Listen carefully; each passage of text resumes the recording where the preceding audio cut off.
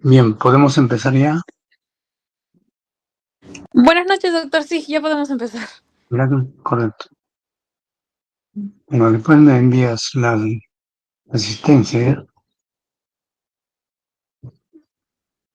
Bien, entonces hoy día vamos a hacer en esta primera parte, ya vamos a entrar al estudio de las neoplasias hematológicas, en la que están involucradas los problemas mieloproliferativos crónicos, por un lado, en la que está policitemia vera, está cromocitosis esencial, leucemia mieloide crónica y mielofibrosis, ¿no?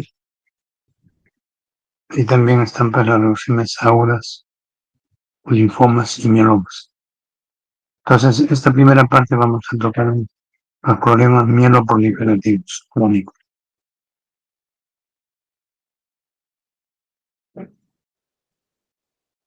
Se conocen habitualmente en la clínica como síndromes mieloproliferativos crónicos, ¿no? Y característicamente son desórdenes neoplásicos primarios, ¿no? Del stem cell. Y la característica también importante es de que son de evolución larga. Algunas necesitan 2-3 años ya con los problemas de la enfermedad, pero no se manifiesta mayormente porque lleva una calidad de vida bastante tranquila, ¿no? Ya cuando estén en estadios mucho mayores, recién se van complicando. Entonces esto hace de que progresivamente se vaya produciendo una superproducción de células sanguíneas, ¿no? Y miren, la otra cosa que también es importante destacar en este caso es de que son las células sanguíneas ya bien diferenciadas. O sea que aquí, dependiendo del tipo de enfermedad, vamos a encontrar o bien leucocitosis masiva, vamos a que son leucocitos ya maduros, o la serie ericocitos también, maduros, totalmente maduros, solamente que en cantidades pasan de 600, 800, 1 millón, ¿no? En el caso de megacariocitos también, plaquetas por encima de 1 millón. Entonces, y todas son células de tipo maduras, solamente que están exacerbados en su producción. Obviamente, en estas condiciones van a infiltrar los órganos hematopoyéticos principales, ¿no? Vaso, médula ósea, fundamentalmente. Por lo cual se va a caracterizar por aumento de células en gran cantidad y por otro lado va a haber crecimiento del vaso, ¿no? O esplenomegalia. ¿Cuáles son estas enfermedades mieloproliferativas crónicas? Son 4, conocidas internacionalmente. La primera es la policitemia vera, también conocida como policitemia rubra o policitemia primaria. Mire, como estamos observando, en 3 de estas entidades está notablemente comprometido el gen JAK2, en policitemia vera, en cromocitosis esencial y en la metaplasia mieloide agnogénica, ¿no? Con mielofibrosis. Y en una de ellas, en caso de leucemia mieloide crónica, están comprometidos el gen ABL-BCR. En porcentajes importantes, mira, 95%. En caso de policitemia vera, también 95% del JAK2, ¿no? La mutación JAK2. En cromocitosis esencial, un 65%. Y en mielofibrosis, un 50%.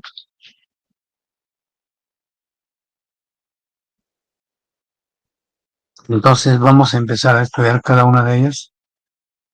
Un resumen relativamente rápido para que se pueda entender. Ya dijimos entonces, empezaremos con la policitemia vera,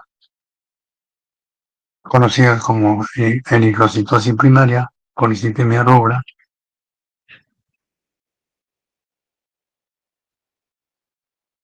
¿Qué es? Miren, como ya dijimos, es una proliferación neoplásica clonal causada por una mutación del gen JAK2.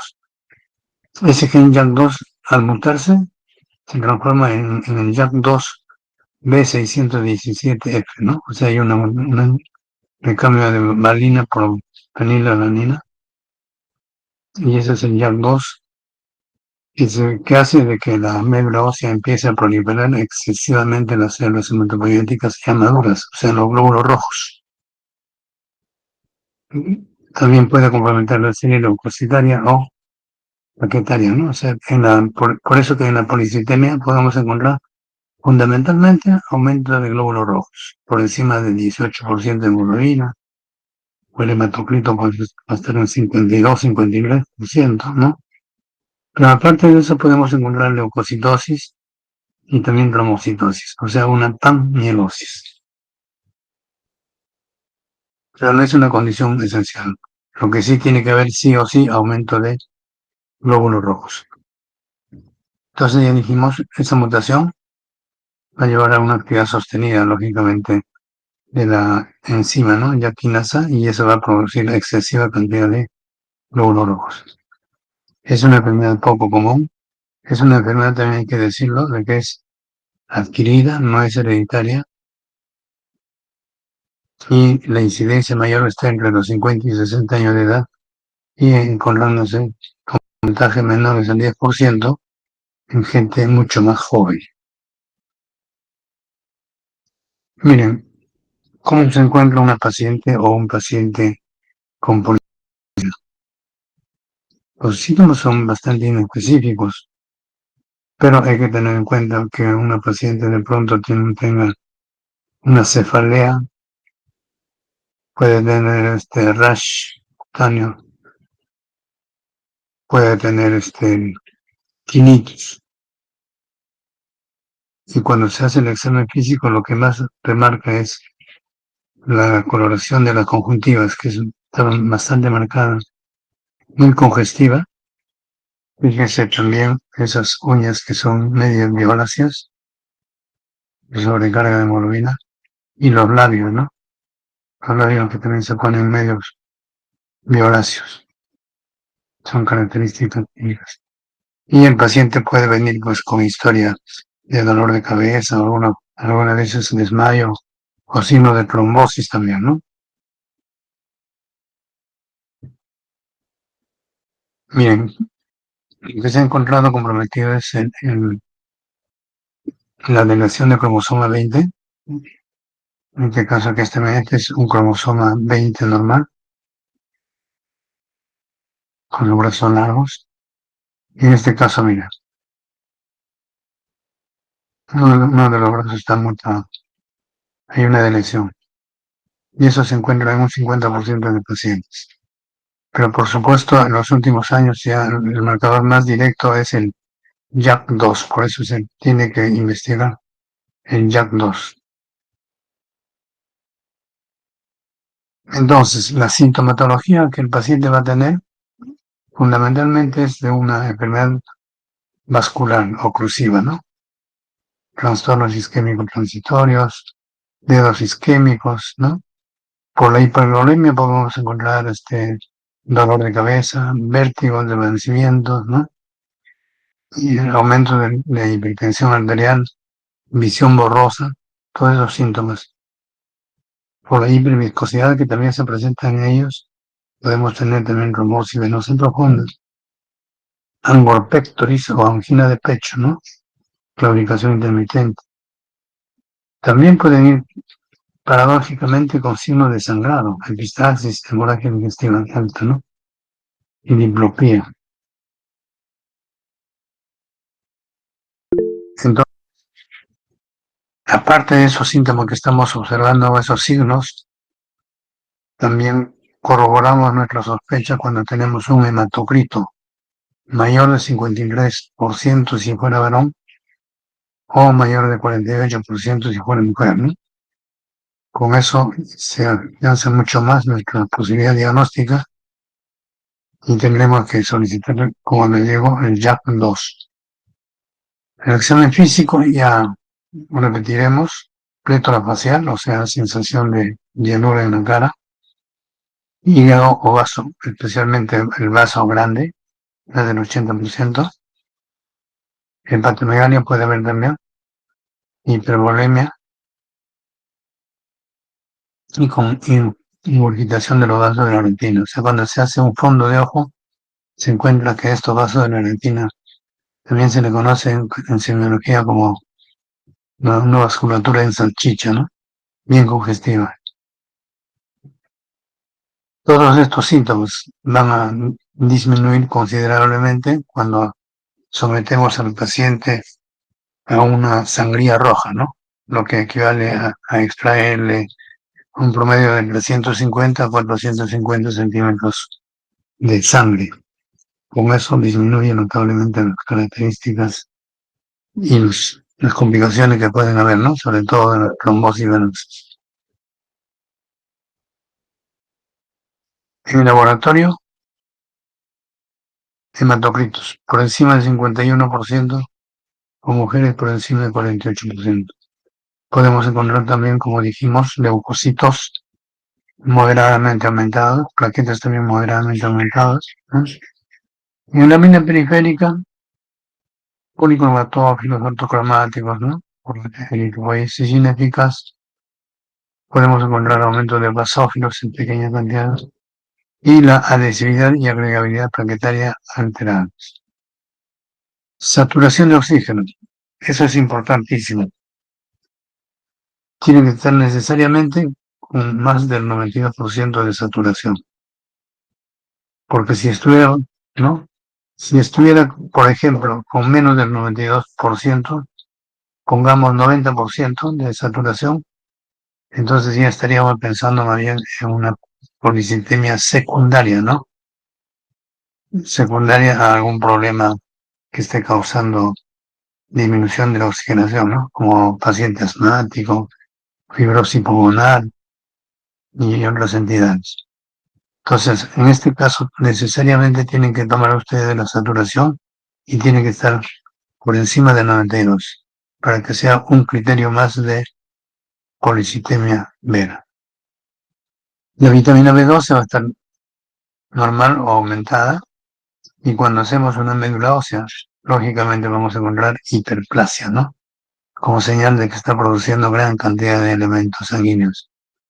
Con una biopsia también, claramente, con una familiarosis. Y repito, mutación del gen JAK2 se ha convertido en una prueba fundamental para corroborar, porque es un marcador específico en estos casos de las mieloproliferativas, ¿no? Y para el caso de la policitemia, hasta el 95% de pacientes tienen la positividad.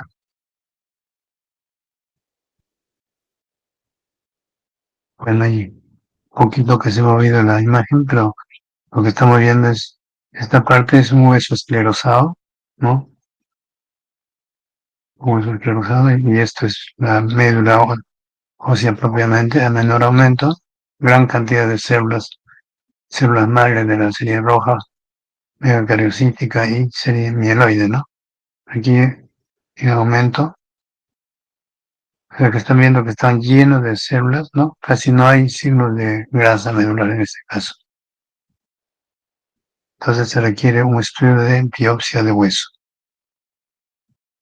Criterios diagnósticos, ahí están. Actualmente están cambiando algunas, pero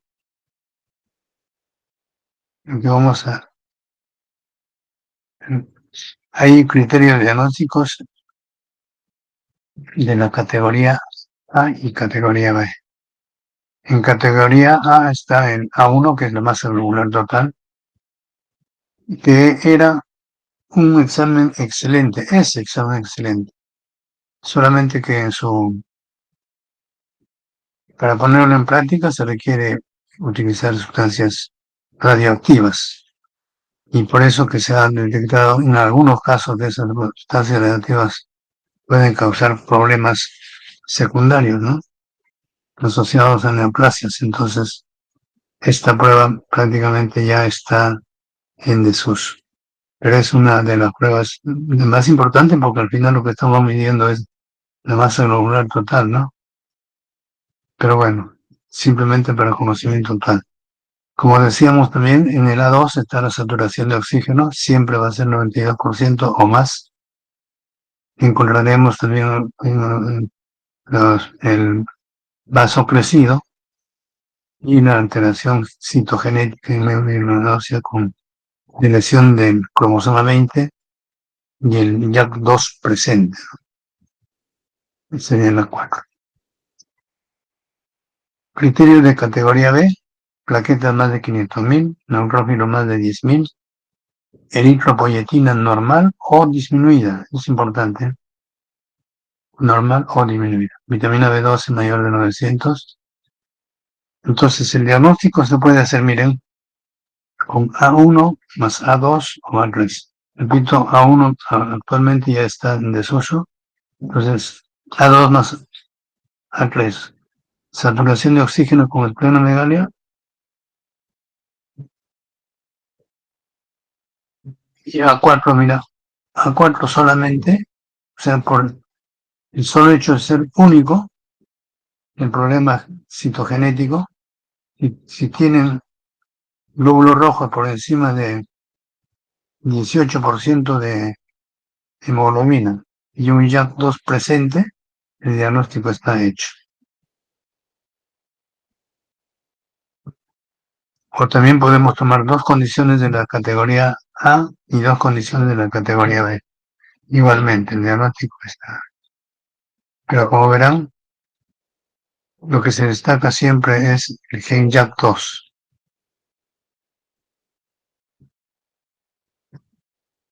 El diagnóstico diferencial en estos casos, con todas las poliglobulias, ¿no? En este caso las secundarias, la poliglobulia secundaria, que puede estar asociado primero a aumento de eritropoyetina, ¿no? Por estímulo hipóxico o no hipóxico. O sea, cuando la saturación está debajo de 92, hay una gran hipoxia y eso produce pues estimulación de la médula ósea, ¿no? Por aumento de CO2 y aumento también de glóbulos rojos. En esos casos hay que tratar de buscar si el paciente tiene EPOC, enfermedad de altura, también la obesidad es otro dato importante, o la obesidad que también se le conoce como enfermedad de Pickwick. Y los no hipóxicos, hipernefromas, o sea, tumores de riñones suprarrenales y el angioblastoma cerebeloso. Lo que hacen es aumentar la eritropoyetina y eso hace que se estimule la médula para poder generar mayor cantidad de glóbulos rojos. Y en las pseudopoliglobulias, el estrés es importantísimo, también considerado como una policitemia llamada la policitemia espuria. Los rasgos talasémicos también alguna vez más con aumento de glóbulos rojos. Otra condición conocida es la deshidratación severa, ¿no? Entonces, como las quemaduras, diarreas, lo que se produce es gran pérdida de líquidos y lógicamente también se produce una falsa poliglobulia, ¿no?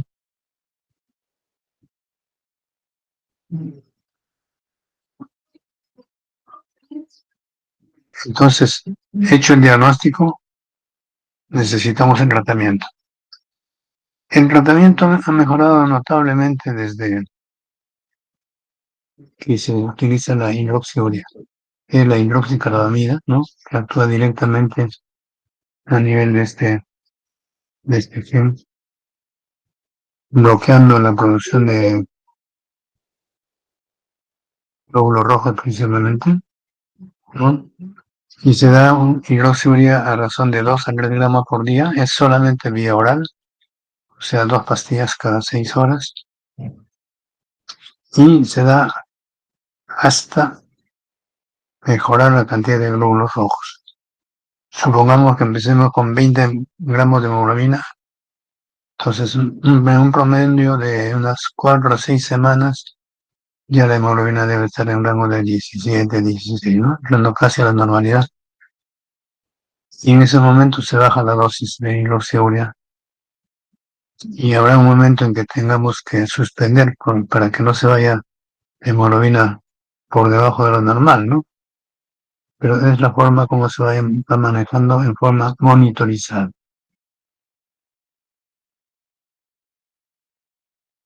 El rusfertida, este estudio actual, también actúa a nivel del bloqueo del JAK2.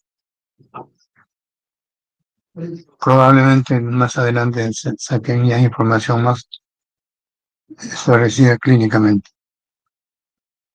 Con respecto a la radioterapia, igualmente, anteriormente la radioterapia era bastante efectiva, pero se utilizaba el fósforo radioactivo 32, ¿no?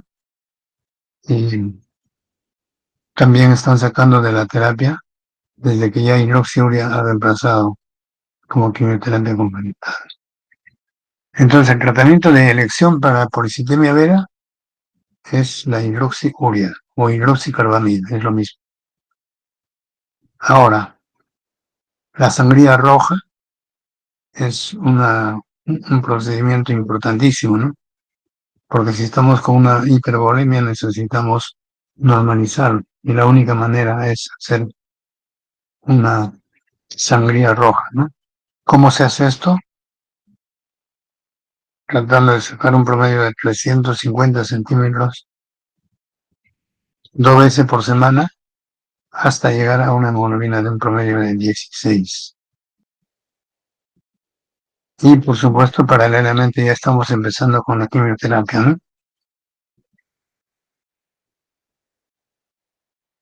Entonces, en estas condiciones, el tiempo de sobrevida que anteriormente era hasta 2 años promedio, ¿no? Con este tratamiento nuevo se lleva por encima de los 15 años con buena calidad de vida.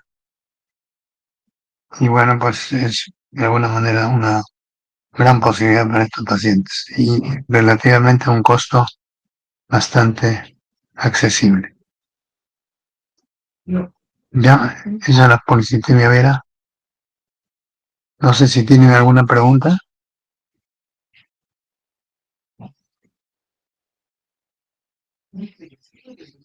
Bien, si no hay alguna pregunta, entonces vamos a pasar a la segunda entidad nosológica, que es la trombocitosis esencial, o sea, aumento de plaquetas. Trombocitosis esencial, como dijimos, también está asociado a la alteración del gen JAK2, ¿no? Pero en este caso hay un 65% de pacientes. Entonces, repito, también es enfermedad mieloproliferativa crónica, ¿no? Con todas las características establecidas. En este caso compromete la serie megacariocytia.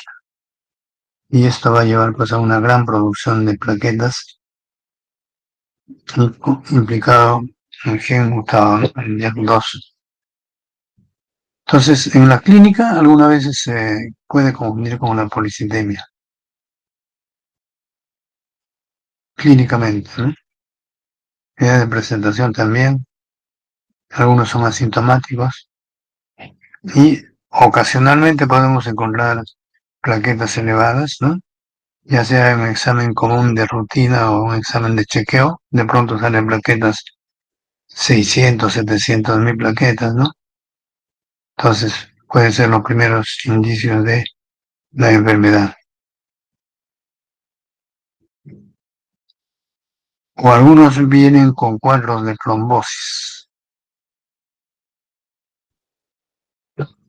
En este caso particular también es importante tener en cuenta de que los pacientes vienen con una lesión típica en los miembros inferiores, ¿no?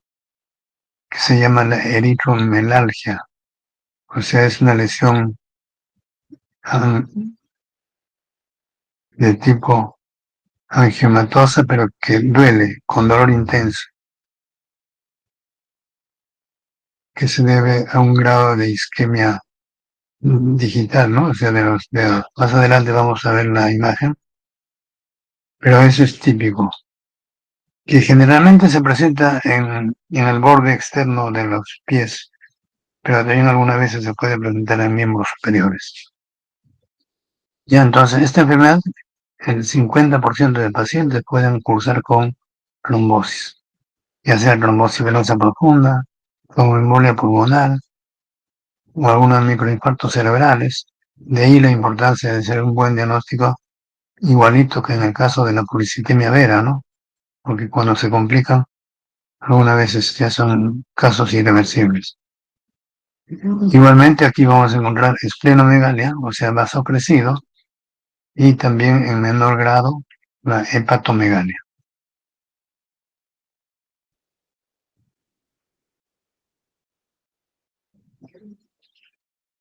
Criterios diagnósticos, principalmente será algún paciente de mayor edad, con recuento en plaquetas promedio de mayor de 600.000 plaquetas, ¿no? Y una médula ósea con una marcada hiperplasia megacariocítica. Obviamente, ya dijimos, en este caso no va a haber cromosoma Filadelfia, porque Filadelfia es exclusiva de leucemia mieloide crónica, ¿no? Es exclusiva de un 98% de la leucemia mieloide crónica. En este caso, vamos a tener la presencia del gen JAK2 hasta en un 65% de pacientes. Y otra condición importante es que debemos excluir cualquier enfermedad coadyuvante, ¿no? Asociada a aumento de plaquetas. Porque algunas veces las plaquetas aumentan, por ejemplo, cuando han estudiado anemia ferropénica, por una cuestión reactiva, las plaquetas están aumentadas, ¿no? Hay anemia, baja de fierro, pero también de pronto encuentran 700.000 plaquetas, que es una condición netamente reactiva, ¿no?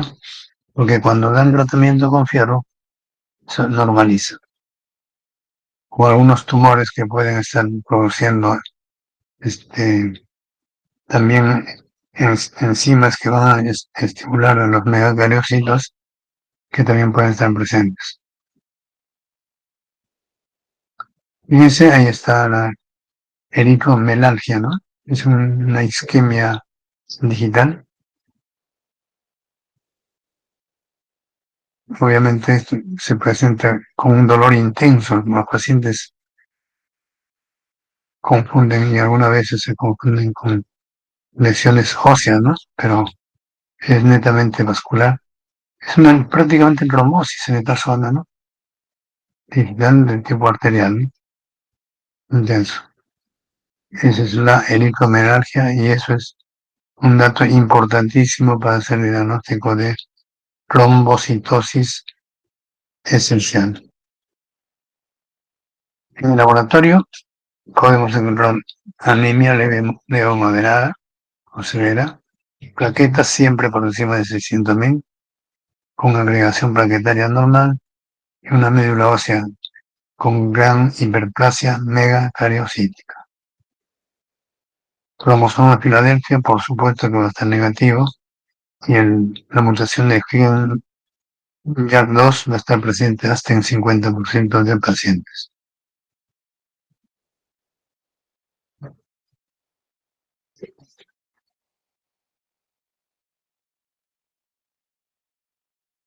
De la médula ósea,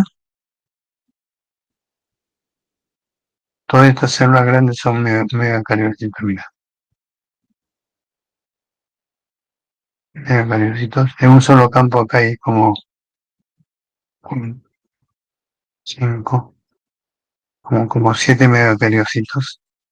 Pero los más pequeños, ¿no? Megacariocitos enanos. Pero aquí están produciendo gran cantidad de plaquetas cada una de las células.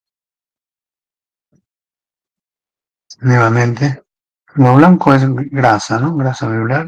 Todos los demás son células hematopoieticos y los megacariocitos son estas células más grandes, rosaditas.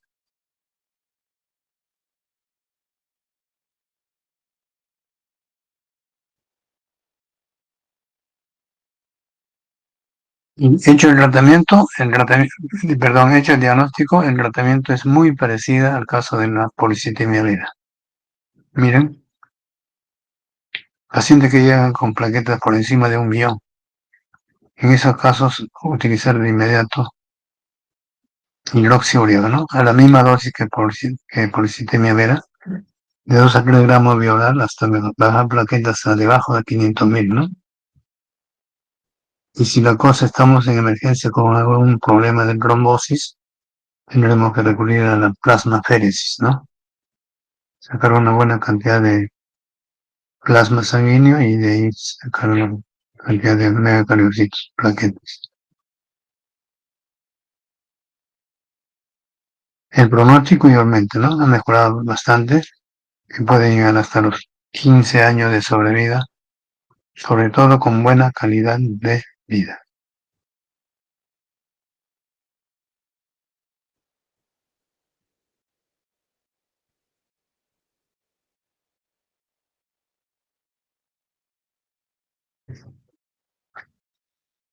Esas son las dos entidades. Faltaría la leucemia mieloide crónica y la mielofibrosis. Vamos a ver en esta otra.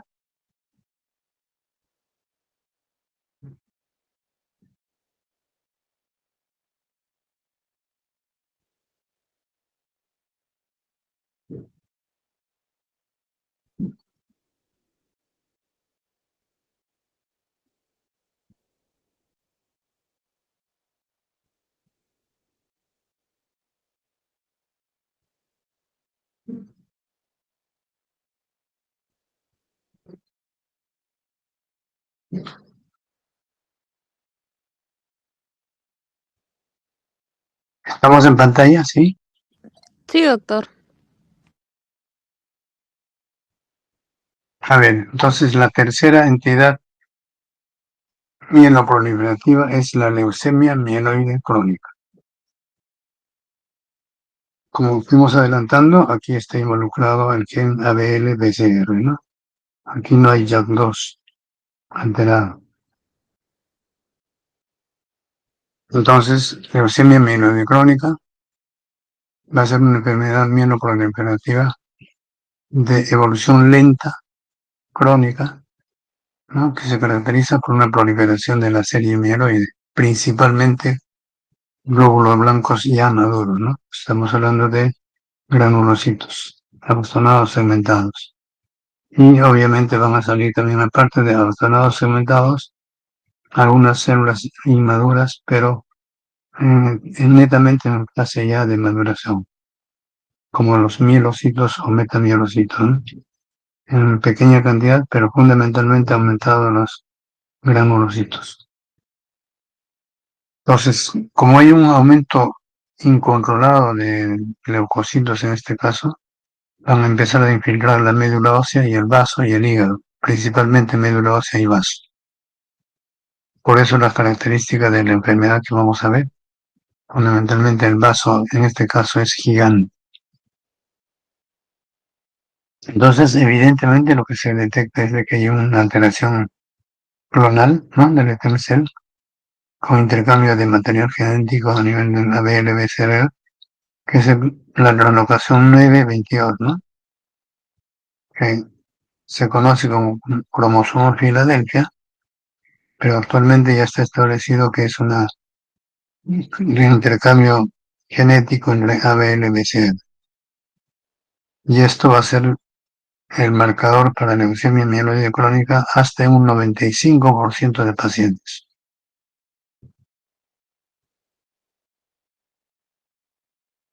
Entonces, la etiopatogenia, miren, es multifactorial, asociada a presencia de radiaciones, sustancias químicas, en algunos casos puede haber el factor herencia, ¿no? En radiaciones, exposición a excesiva dosis de radiaciones ionizantes, ¿no? Caso de Hiroshima, Nagasaki, es conocido de que después de la explosión de la bomba hubieron alta incidencia de problemas de leucemias mieloides en general, ¿no? Pero también la de mieloide crónica. Y también en gente que trabaja con radiaciones, ¿no? En rayos X. Por eso que los médicos y los tecnólogos y personal algunas veces ya están normados por ley de que deben descansar cada 6 meses, ¿no? O sea, alejarse de las radiaciones.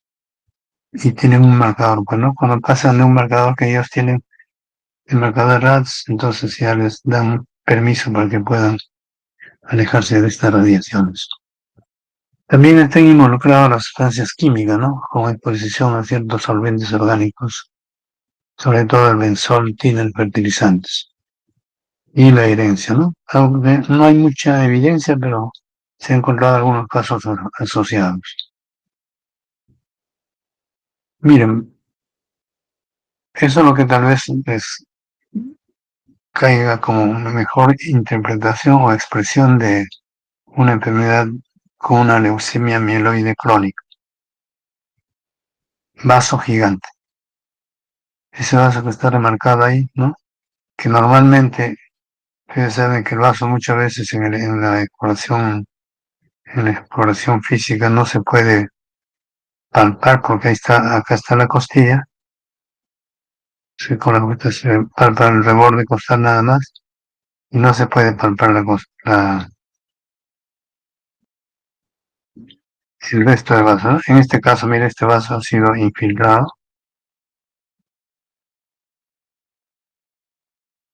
y está abordando prácticamente por debajo de la línea umbilical. Y este vaso por lo menos tiene pues 20 a 30 centímetros de tamaño. Por eso se considera como una condición típica en leucemia mieloide crónica, junto con la presencia de leucocitosis masiva en sangre periférica. Generalmente van a encontrar leucocitos más de 100.000. Y un vaso grande, literalmente el diagnóstico de leucemia mieloide crónica está hecho. Se puede confirmar con un cromosoma Filadelfia, ¿no? Tratando de buscar a BLBCR, y con eso se corrobora definitivamente. Clínica. ¿Cómo se presenta en estos pacientes? Miren, los signos y síntomas van a ser inespecíficos. Malestar, pérdida de peso, intolerancia para realizar ejercicio físico, ¿no? Que pueden encontrar en diferentes condiciones. Dolorabilidad en el flanco izquierdo. Es obvio por lo que estamos viendo ese vaso crecido, ¿no? Va a haber dolor a la palpación o cuando uno toma alimentos también. Toda esa zona va a estar totalmente afectada.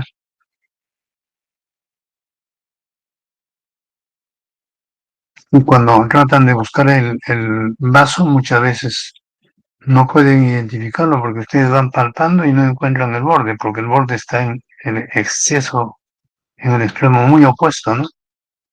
Pero ya van palpando que el abdomen está un poco duro. Por eso que ya se considera como una esplenomegalia gigante cuando hay un vaso más de 10 centímetros.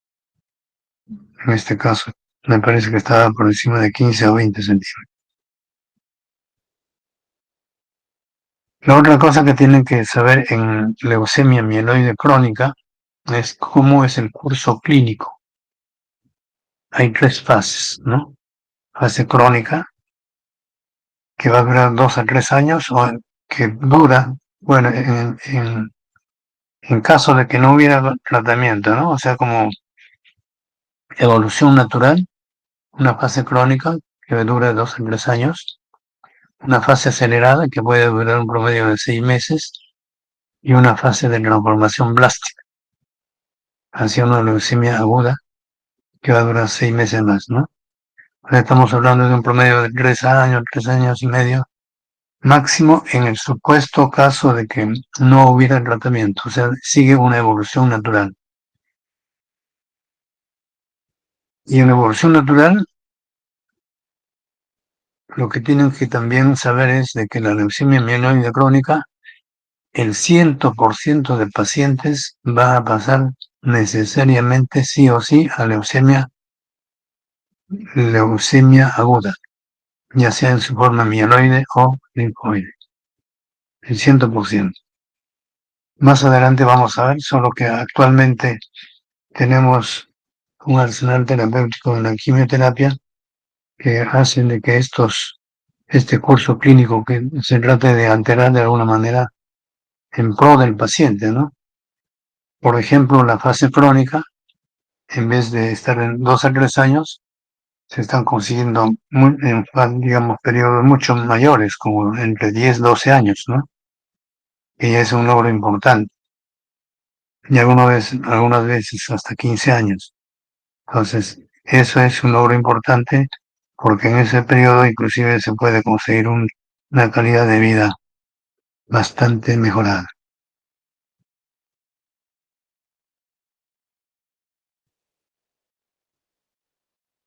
Porque cuando llegan ya a la etapa acelerada y luego pasan a la transformación blástica, mejor dicho, cuando ya pasan a la etapa de leucemia aguda, es de las leucemias más refractarias que puede haber, con un pésimo pronóstico de sobrevida y que va a durar un promedio de 6 meses con o sin quimioterapia promedio.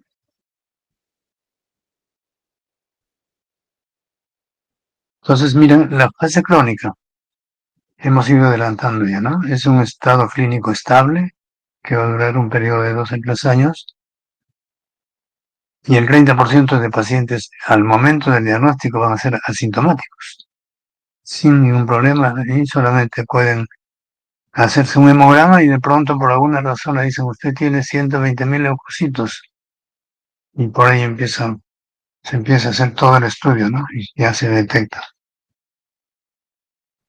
Pero después ya aparecen los signos inespecíficos, ¿no? Como la sudoración nocturna, cansancio, sensación de plenitud porque ese vaso está crecido, la palidez discreta por la anemia y el hallazgo más constante va a ser el crecimiento del vaso, que va a ser gigante, y la leucocitosis masiva.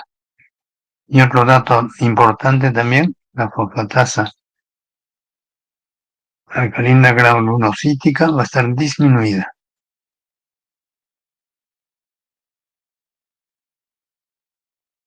Ya cuando pasa a la fase acelerada, mira, hay cambios clínicos hematológicos. El malestar general de pronto empieza a exacerbarse, el paciente más agotado, el peso empieza a disminuir mucho más. Puede presentarse fiebre de origen desconocido, ¿no? Aparentemente sin foco infeccioso, pero hay fiebre. Y los dolores óseos con hipercalcemia, ¿no? Hay alteraciones ya que se están bordeando casi con la sintomatología de una leucemia aguda, ¿no? Con trastornos metabólicos, ¿no? Como hipercalcemia, aumentan la fosfatasa ácida granulocítica y la basofilia también. Pueden aumentarse digamos, los signos de la anemia y las plaquetas bajas. Y en esta fase acelerada encontramos blastos, pero siempre menos del 20% en sangre periférica. Entonces, como verán, ya no son signos más marcados, pero también hematológicamente empiezan a aparecer elementos inmaduros que nos están dando el aviso de que ya se está produciendo o ya se está yendo a una etapa aguda. Ahí está, la crisis blástica se llama, esta etapa aguda. Es una transformación hacia una leucemia mieloblástica o linfoblástica. Aquí ya vamos a encontrar blastos más del 20% en sangre periférica y también en médula ósea, y van a ser refractarias, como dijimos, a cualquier tipo de quimioterapia. Sobrevida de 4 a 6 meses, de pésimo pronóstico.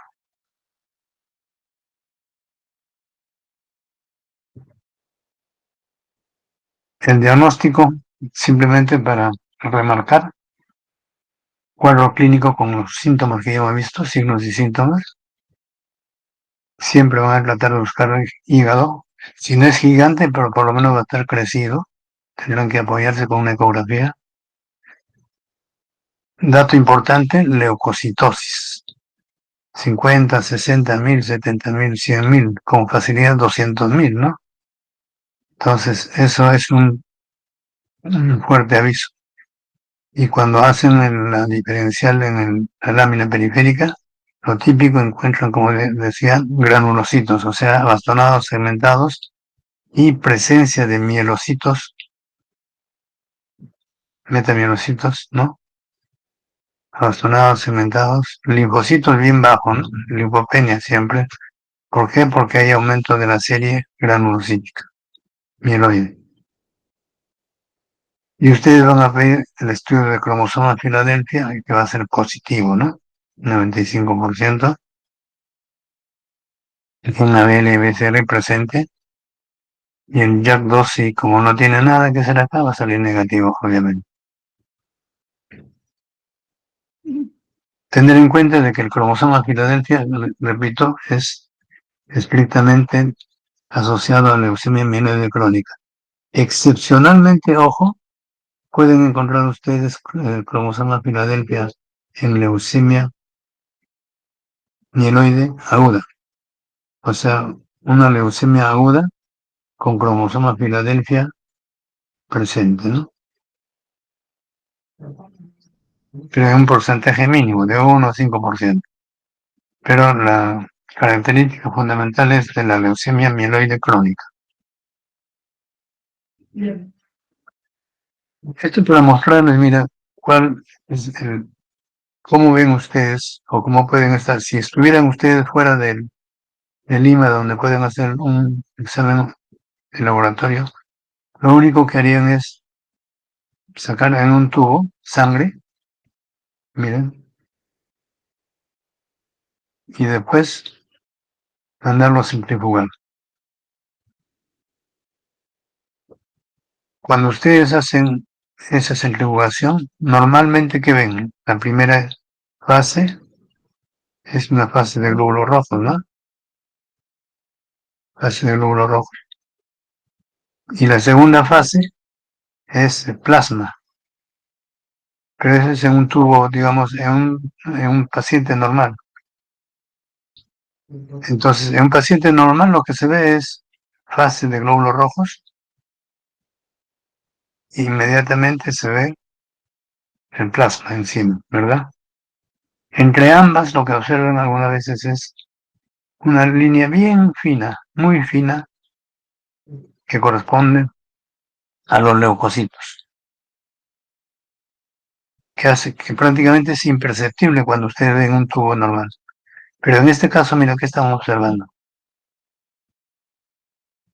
Que esa fase que debería ser acá bien, bien finita y que no casi imperceptible, ¿no? Mira cómo está en este caso totalmente aumentado. Toda esta fase en blanco que están observando ustedes corresponde a los leucocitos. Entonces, mire, hay una leucocitosis masiva. Ya es un dato importante, pero cuando quieran sospechar y quieren ver si hay o no leucocitosis, se puede hacer esa práctica en laboratorio. El cromosoma alterado, ahí está, dijimos, hay una deleción del brazo largo del cromosoma 22 y se trasloca al cromosoma 9, ¿no? Acá mira, acá se está rompiendo este brazo largo del cromosoma 22 y lo están transfiriendo a este cromosoma 9, ¿eh? Está, mira, este pedacito. Entonces hay un intercambio genético de dos cromosomas y lo que llevan al oncogen ABL-BCR, que es típico e importante para hacer el diagnóstico de leucemia mieloide crónica. Tratamiento. Como decíamos inicialmente, entonces, lógicamente tendremos que, si sabemos de que el paciente va a pasar en algún momento a leucemia aguda y que va a ser irreversible y de mal pronóstico, entonces nuestra preocupación debe ser enfocarnos estrictamente en la fase crónica y tratar de mejorar todo el periodo posible, este periodo de 2 a 3 años, ¿no?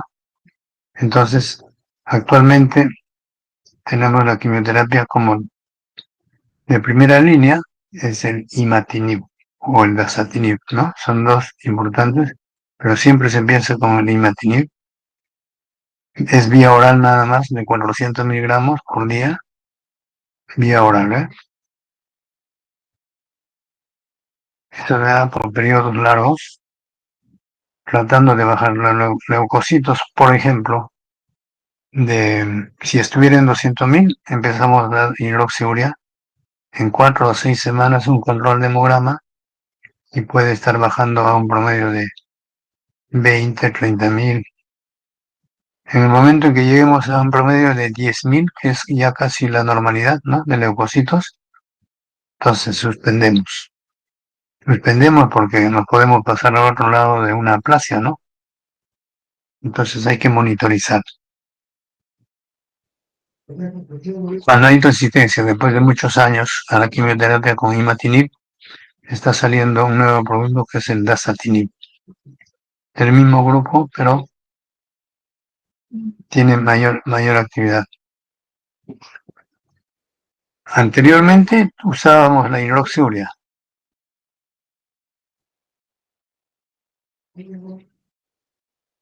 que también es un quimioterápico importante, pero repito, por sus complicaciones tóxicas, se está utilizando excepcionalmente en caso de que no hubiera posibilidad económica, sobre todo, ¿no?, de adquirir el imatinib. La diferencia está en costos, por supuesto, ¿ya? Pero en general, terapia primera línea, imatinib o dasatinib. Esa sería la respuesta en caso de que hubiera preguntas de examen. Hidroxiurea también se utiliza en leucemia mieloide crónica, pero en segunda línea. Y el trasplante de médula ósea, ¿no?, cuando sea necesario, pero con imatinib cada vez se está utilizando menos el trasplante.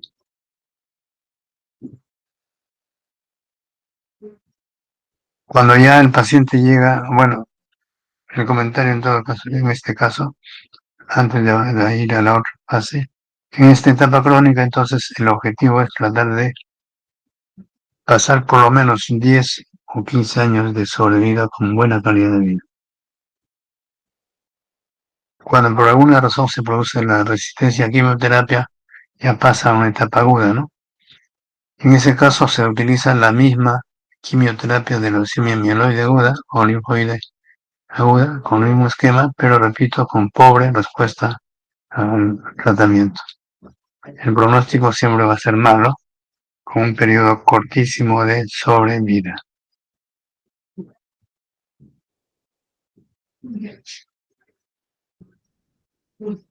Hasta ahí la leucemia mieloide crónica.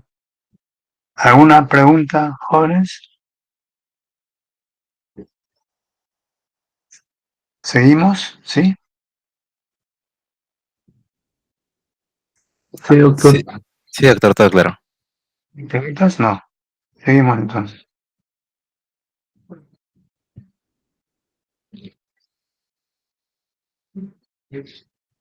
Y la cuarta entidad mieloproliferativa crónica es la mielofibrosis con metaplasia mieloide,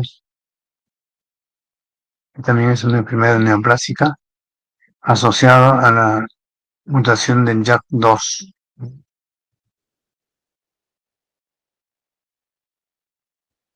Y en este caso hay un sobrecrecimiento o sobreproducción exagerada de fibroblastos, ¿no?, en este caso.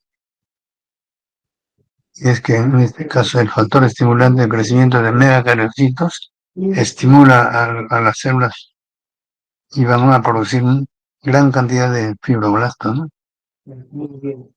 Y esto va a hacer de que la médula ósea sea pues fibrótica, endurecida, en muchas ocasiones como forma de osteoesclerosis, ¿no? Aquí es importante tener en cuenta de que existe hematopoiesis extramedular, ¿no?, desde el vaso del hígado o del ganglio. Y por eso que una de las células en la lámina periférica es las células en lágrimas, ¿no?, se llama. Vamos a verlo más adelante. Y los El cuadro clínico va a depender, lógicamente, del estadio de enfermedad, ¿no?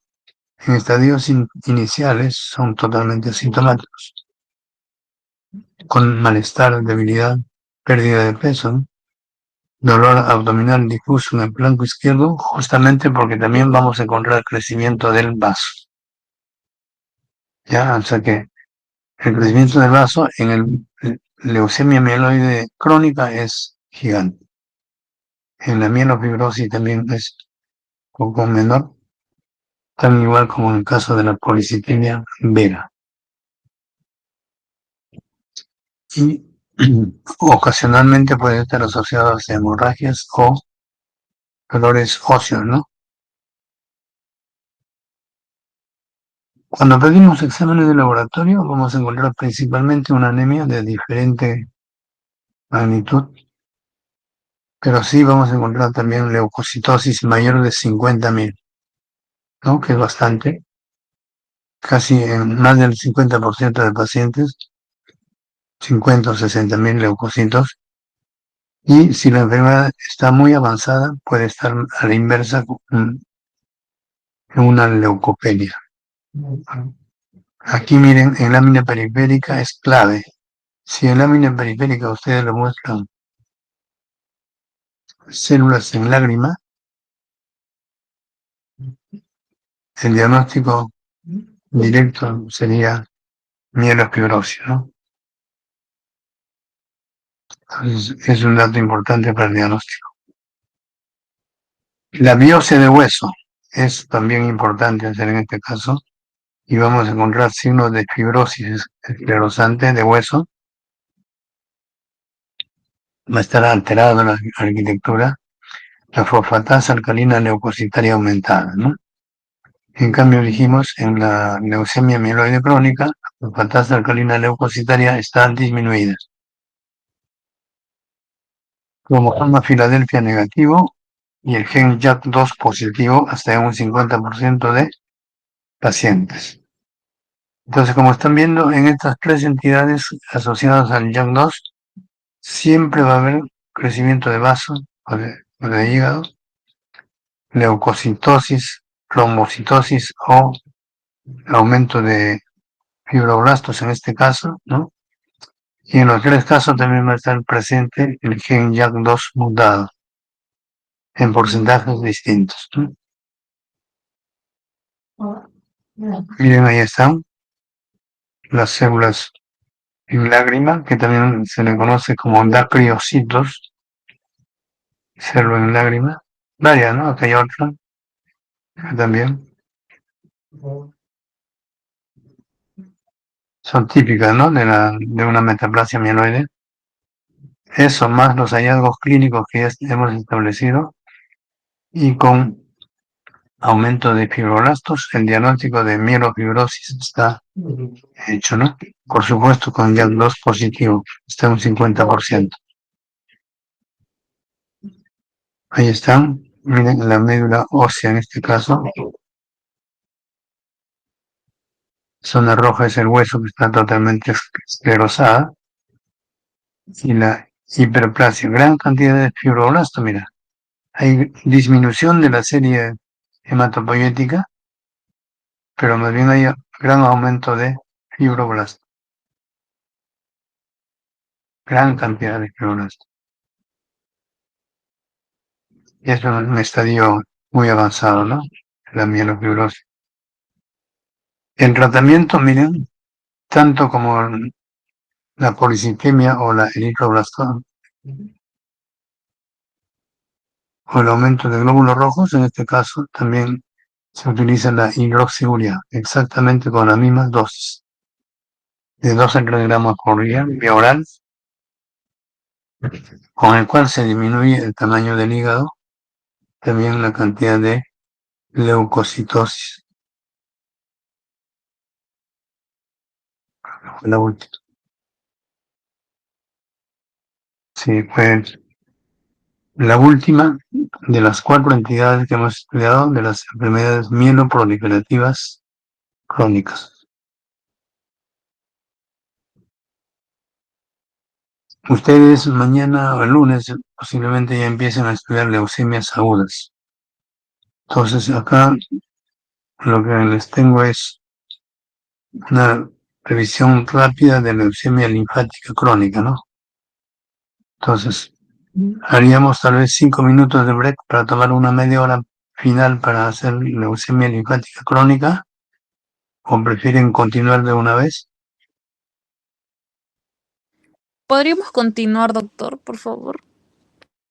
¿Ya están de acuerdo todos? Sí, doctor. Sí, doctor. Sí, doctor. Está bien. Listo. Sí, doctor. Bien, entonces vamos a poner esta leucemia.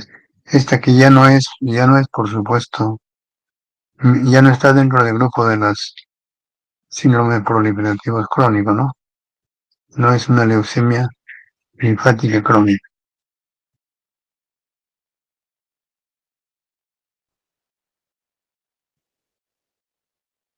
La leucemia linfocítica crónica. Para ilustrarles, mira, cómo es que un paciente se sospecha, ¿no? Es una enfermedad también por ser crónica, es de una evolución larvada, crónica, ¿no? Que muchas veces el paciente lo tiene y no se da cuenta. Como en este caso, mira, un paciente varón de 73 años de edad, que va al laboratorio para sus exámenes preoperatorios, ¿no? Con una colecistitis crónica, asintomático totalmente al margen de sus cólicos abdominales, y de pronto le encuentran 53.000 leucocitos, plaquetas normales, hemoglobina normal, abastonados 2, segmentados 15 y 87% de linfocitos totalmente maduros. Esto que estamos viendo acá, ¿no? En linfocitos maduros, totalmente, o sea, no son blastos ni otro tipo de células, son linfocitos maduros. Morfológicamente, por supuesto, ¿no? Porque ahí en la lámina se ve la morfología, es típico de un linfocito. Pero supuestamente ya son linfocitos que están tomados cromosómicamente, ¿no? Con alteraciones cromosómicas. Pero a la morfología se ve como linfocitos totalmente maduros, ¿no? Y se encuentran microadenopatías cervicales, nada más.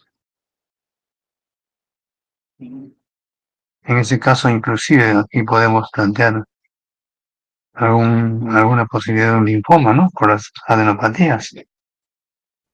Pero lo que llama la atención es el aumento de leucocitos a predominio de linfocitos y aparentemente maduros. Y es así como se presentan estas leucemias linfocíticas, en este caso crónico, ¿no? Entonces, esto es una enfermedad maligna monoclonal, ¿no? Proliferativa de las células del estirpe linfoide que afectan a los linfocitos B. Ojo, que pueden ser entonces leucemia linfática crónica a linfocitos B principalmente, ¿no? 97%. Ocasionalmente a linfocitos T, 3%. Eso ya más adelante se va identificando a través de la inmunohistoquímica, ¿no? Entonces, ya son linfocitos, como decimos, maduros, ¿no? Y lo que va produciendo, lógicamente, por ser, tiene que irse depositando en los ganglios, y por eso que se va también aumentando de tamaño estos ganglios, ¿no? La evolución es lenta por ser crónica, progresiva, y va infiltrando médula ósea, vaso, hígado, piel, vías urinarias, vías respiratorias y digestivas, ¿no? Por eso que puede haber más adelante compromiso de cualquiera de esos órganos.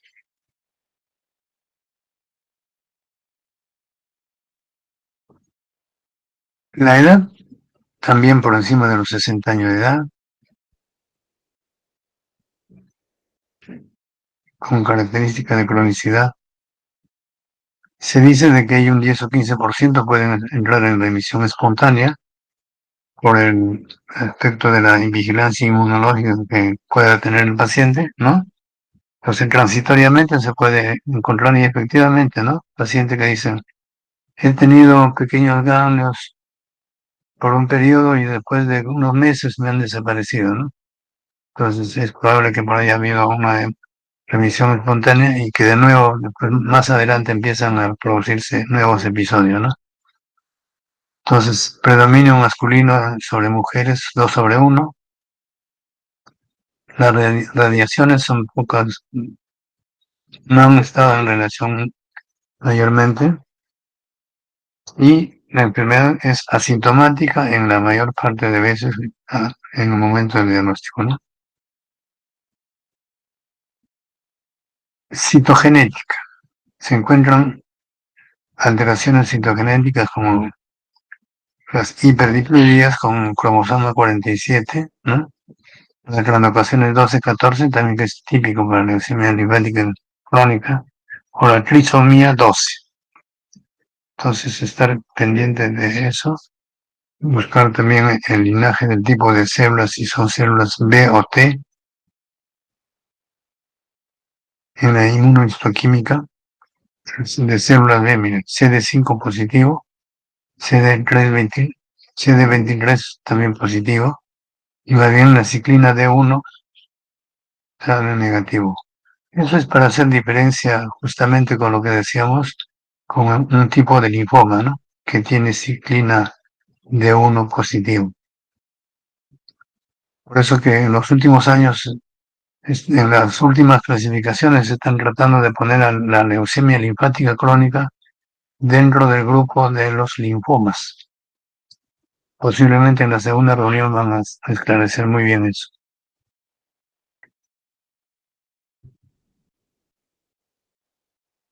Entonces, la clínica depende de estadio. Por ejemplo, en los asintomáticos, en estadios iniciales, en estadio 0 o 1.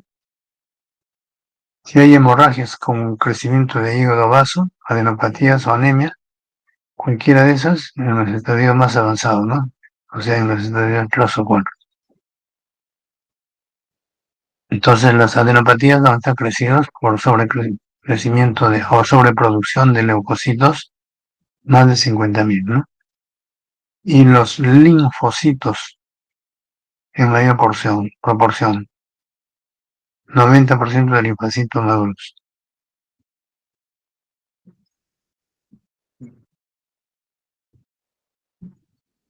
Generalmente la lámina periférica es típica, ¿no? Un paciente con presencia de linfocitos maduros en más del 50-60% es altamente sugestiva de leucemia linfática crónica. Mira, entonces, ¿cómo son los estadios clínicos? Estadio 0, también se lo conoce así, cuando hay solamente aumento de linfocitos absolutos, o sea, en el hemograma. Normalmente sabemos que los linfocitos van de 1500 a un promedio de 3000, ¿no? 3000, 3500. En este caso, cuando pasan de 15.000, sin ninguna otra alteración, sin anemia, sin plaquetas bajas, sin hígado ni vaso crecido, entonces es estadio 0. Estadio 1, cuando tenemos la cantidad de linfocitos por encima de 15.000, y aparte ya empiezan a salir las adenopatías. El estadio 2, con linfocitos más de 15.000, más crecimiento de hígado o vaso.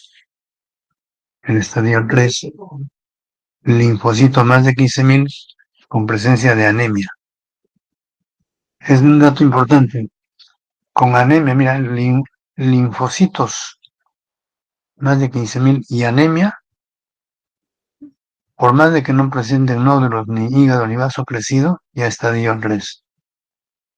Y la otra condición, linfocitos más de 15.000, más plaquetas bajas, con o sin anemia, con o sin visceromegalia, pero solamente linfocitos, ¿no? Elevados y plaquetas bajas, es estadio 4.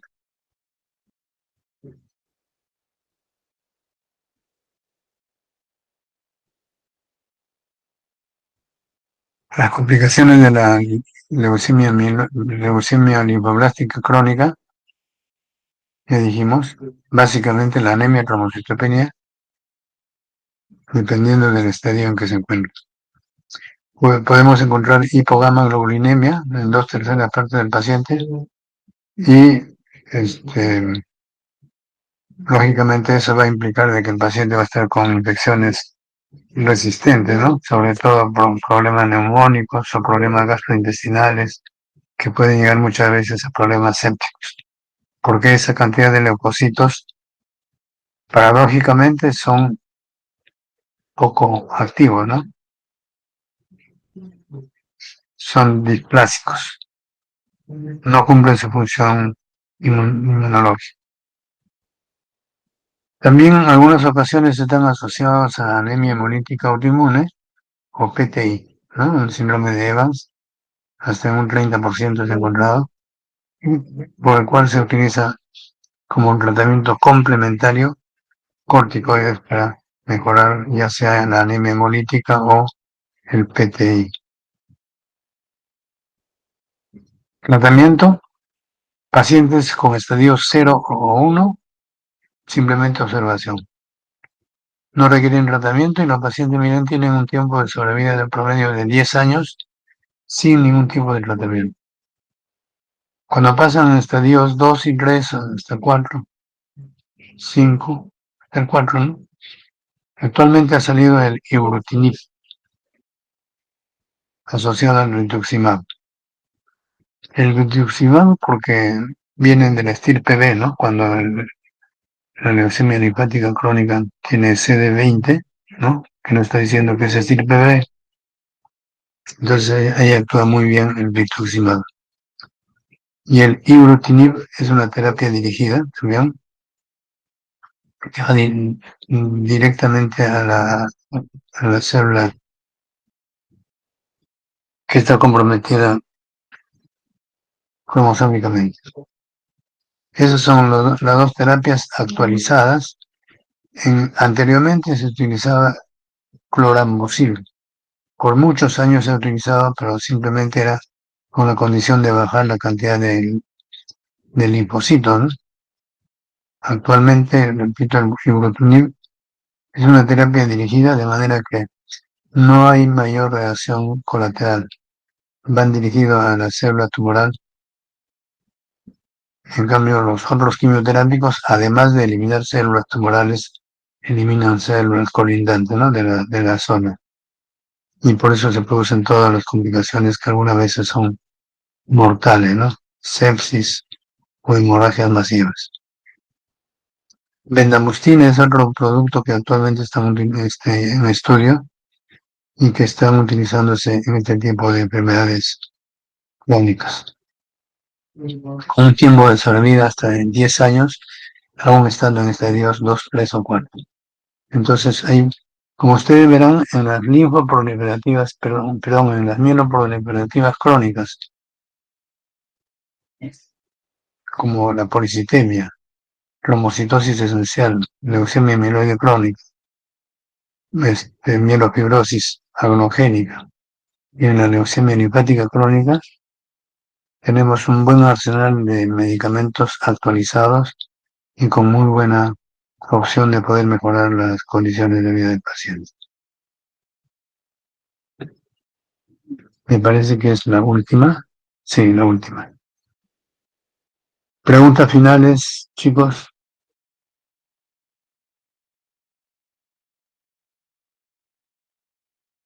¿Todo bien? Sí, doctor, todo claro. Bien, entonces damos por finalizada esta reunión y el lunes ya empiezan con las leucemias agudas. ¿Ya? Dígame, el conversatorio clínico patológico 2 ya los tienen, ¿verdad? La señora Dori me dijo que ya lo habían pasado. Sí, doctor, ya lo tenemos. Ya. Los 3 compañeros que se propusieron también ya lo tienen. Sí, doctor. Ya. Entonces, Andrea, vamos a coordinar qué hacemos para recuperar algunas clases que nos han dictado, ¿eh? Ahora voy a elaborar y pues te lo envío Y el conversatorio tiene que ser el martes, salvo que haya alguna conexión especial, pero el martes, para el martes está indicado. ¿Sí? Sí, doctor. Bien, listo. Ya pues, nos comunicamos entonces. Pasen buenas noches. Gracias, doctor. Buenas noches. Gracias, doctor. Gracias, doctor. Gracias, doctor.